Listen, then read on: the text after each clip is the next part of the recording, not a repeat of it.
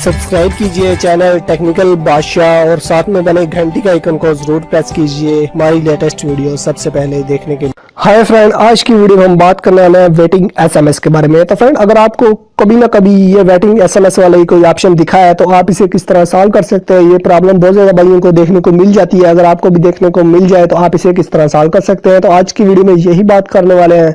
उम्मीद करता हूँ आपको मेरी वीडियो अच्छी लगे तो आपने इसे लाइक जरूर कर देना है। हो सके तो अपना चैनल टेक्निकल बादशाह इसे जरूर सब्सक्राइब कर दें।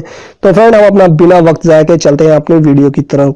तो फ्रेंड, सबसे पहले तो बात कर लेते हैं ये वेटिंग एसएमएस आपको क्यों मिलते हैं। तो फ्रेंड, अगर आप 3-4 दिन अपनी व्हाट्सएप से ऑफलाइन रहे, यानी कि आपने 3-4 दिन अपना व्हाट्सएप का अकाउंट इस्तेमाल नहीं किया, तो 3-4 दिन इस्तेमाल ना करने के बाद जब आप अपना व्हाट्सएप अकाउंट जो है ओपन करते हैं तो आपको कुछ ही मैसेज जो है आपने जो आपके जो फ्रेंड है आपको सेंड किए होते हैं वो वेटिंग में तब्दील हो जाते हैं। तो फ्रेंड, ये वेटिंग में तब्दील होने के बाद अगर आपका फ्रेंड 2-3 दिन बाद ऑनलाइन आए या अगले दिन ऑनलाइन आए तो उस वक्त तक, जब तक आपका फ्रेंड ऑनलाइन नहीं आता, उस वक्त तक ये फ्रेंड मैसेज जो है ये वेटिंग में ही रहेंगे, ये कभी भी शो नहीं होंगे।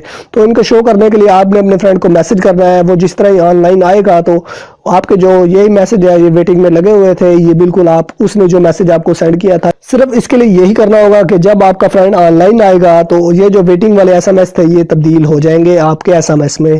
तो फ्रेंड, उम्मीद करता हूँ आपको वीडियो अच्छी लगे तो आपने इसे लाइक जरूर कर देना है। हो सके तो मेरे चैनल टेक्निकल बादशाह को भी जरूर सब्सक्राइब कर दें। At friendly, thanks for watching.